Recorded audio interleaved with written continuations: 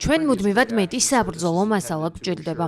ამბობს ამერიკის შეერთებული შტატების პრეზიდენტი და მიანიშნებს, რომ ამის მიზეზი მისი წინამორბედის, ჯო ბაიდენის ადმინისტრაციის მიერ უკრაინის მხარდაჭერაა. დონალდ ტრამპი აღნიშნავს, რომ ყოფილი პრეზიდენტის გუნდმა კიევს უსასყიდლო დასობით $1 მილიარდი ღირებულების საბრძოლო მასალა გადასცა.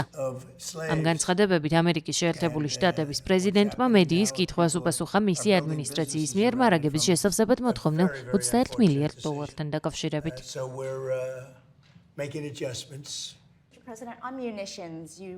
ბატონო პრეზიდენტო, საბრძოლო მასალებთან დაკავშირებით, თქვენ ღამით გამოაქვეყნეთ განცხადება, რომ ამერიკის შეერთებულ შტატებს საბრძოლო მასალის უზარმაზარი მარაგი აქვს. შემდეგ უარყავით ინფორმაცია დეფიციტის შესახებ. ამასთან, მარაგების შესავსებად მოთხოვნილია დამატებითი $21 მილიარდი. მაშინ რატომ რჩება ეს მოთხოვნა ძალაში? იმიტომ რომ ჩვენ ყოველთვის გვჭირდება მეტი და მეტი. ჩვენ უდიდესი რაოდენობის საბრძოლო მასალა გადავეცით უკრაინას. ეს ბაიდენის ხალხმა გააკეთა. უფასოდ გადასცეს საფასურის გარეშე. უფასოდ. მილიარდობით, ასობით $1 მილიარდი. საბედნიეროდ, ჩემი პრეზიდენტობის პერიოდში დიდი მარაგი დავაგროვე. ეს სამხედრო ძალები აღვადგინე და იგი ბევრი რამით აუბრჭურვე.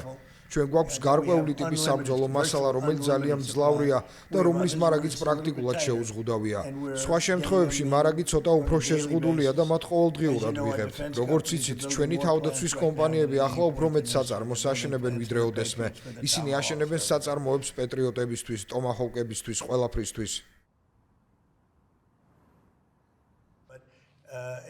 ამერიკის შეერთებული შტატების პრეზიდენტს არ უთქვამს, თუ კონკრეტულად რაზე საუბრობდა მაშინ, როდესაც ამბობდა, რომ გარკვეული ტიპის საბრძოლო მასალების მარაგები შეზღუდულია.